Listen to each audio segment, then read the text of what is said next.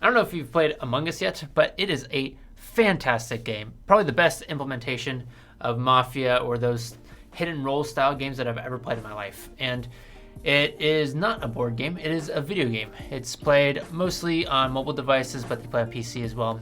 And if you haven't played before, essentially up to 10 players, and 1 to 3 of them are the enemy, but you don't know who it is. It's that hidden role style game. There are crewmates and the imposters, and the imposters go around killing while crewmates try to fix the ship before they all get killed.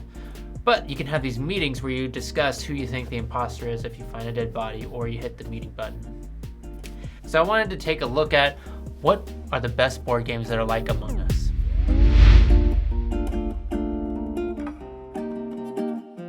Now, before I start, I gotta kind of think of the criteria in which I find and recommend board games that are like Among Us, because if I just recommend a bunch of space-themed board games, that's not really gonna hit on the feelings that you get when you play Among Us. And so I think there's 2 criteria.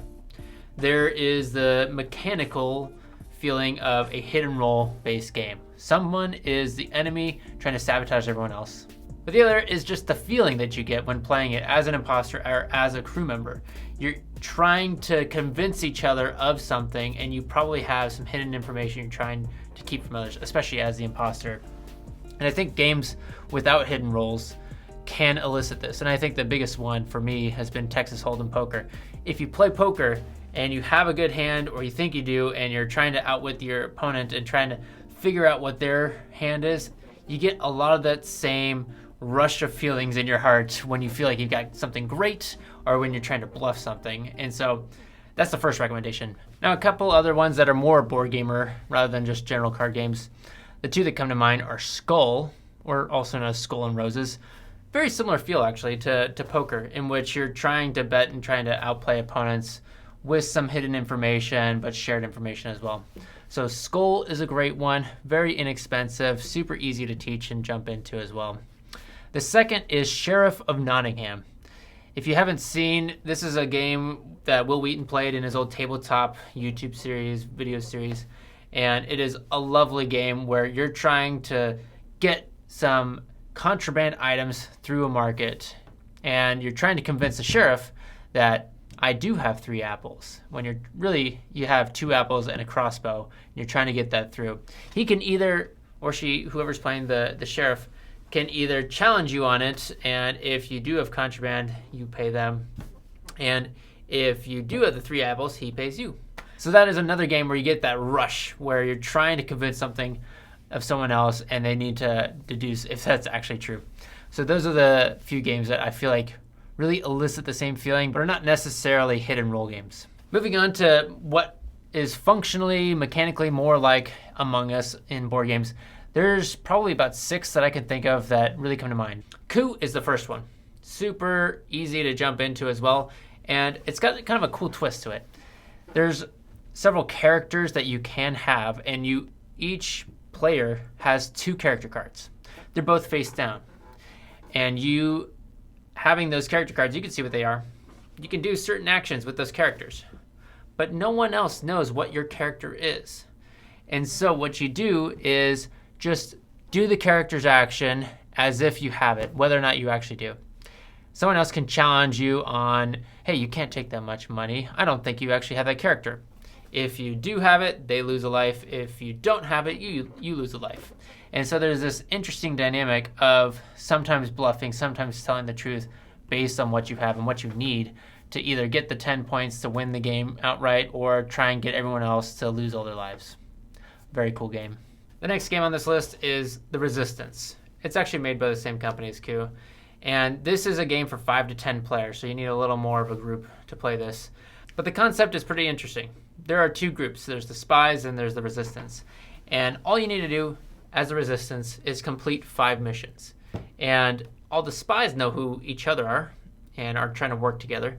And all the resistance doesn't know. So I know I'm a resistance. I don't know who anyone else is. And what we're trying to do is, as resistance, finish these 5 missions, and as the spies, sabotage or stop the 5 missions from happening. And this is what makes it interesting, is the pull and push of, like, as spies, trying to show that you're resistance in some of the turns and trying to make sure that things get sabotaged if you're not resistance. Very cool concept. Great for a larger group. The next game is One Night Ultimate Werewolf.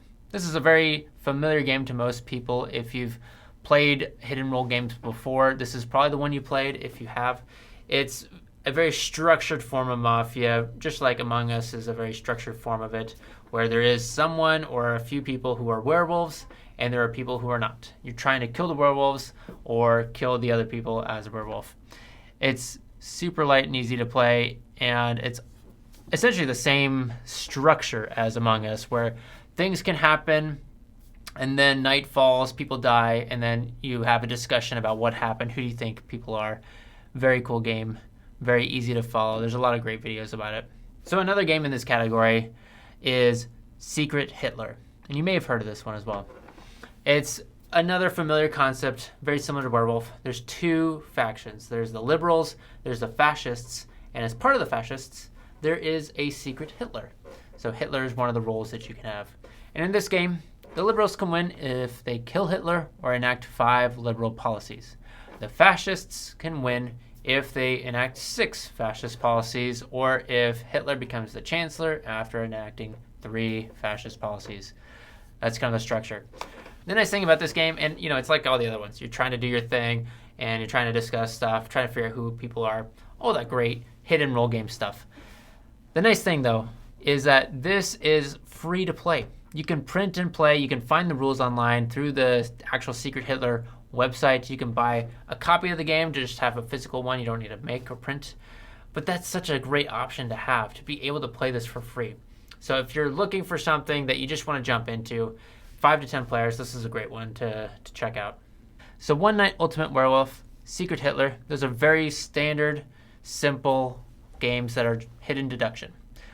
Let's look at a couple, 2 in particular, Dead of Winter and Nemesis. These are ones that have a lot more strategy and gameplay while still having some hidden roles involved. And they may take a little more time to learn, but you'll have a lot more there, a lot more depth to the gameplay. And so it's probably a little more replayable. You could do it at a smaller player count. So it's a different type of night, and maybe more approachable if you actually want to play in person during the COVID pandemic, to have a 2-player option.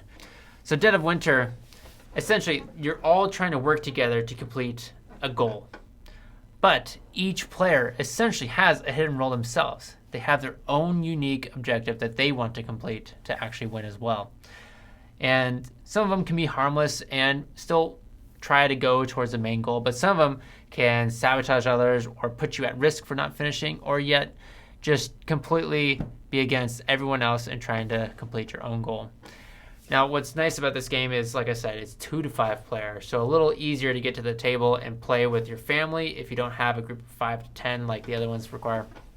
It's also got a lot more depth and decision making and more ways to interact with the game rather than just having it mostly discussion based. There's actually some real mechanics involved in the game that make it interesting as well. The last one I'm going to recommend is kind of in a similar vein. And for 2020, it's the most searched for game yet. Of all 2020, of all board games, this is the most searched board game that there is. It's called Nemesis. And it is super hyped. It just had a Kickstarter for an expansion, and it's sold out everywhere. But it's got a similar feel.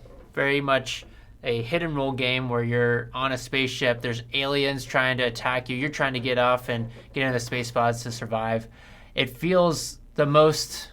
like, if you're trying to think of Among Us being a board game, this is probably the closest that you'll get. There's sabotage going on the spaceship. You're trying to survive. It's very much within the theme of space. It's within the theme of hidden roles. It's within the theme of killing each other. And this game is just beautiful. It's amazing. And there's a lot of gameplay there beyond just hidden roles and trying to suss out who's the imposter or not, or who's the alien or not, or who's trying to survive and leave you behind. And so this is a game that you might not even be able to get, but if you can get your hands on it and you're willing to put in the effort to learn and play this, you're going to get a lot of game out of it. So those are the games that are like Among Us. And if you want to play a game like Among Us, you might just want to just play Among Us. It's a fabulous game. You don't have to feel bad if you're looking for a board game and just have to settle for a video game. It's a great medium, especially during this time where most of our interactions have to be online anyways. But with that, those are my suggestions. Go check out those games. They are wonderful, and it's fun to have other ways to have fun with your friends. So So have fun, and I'll talk to you later. See ya.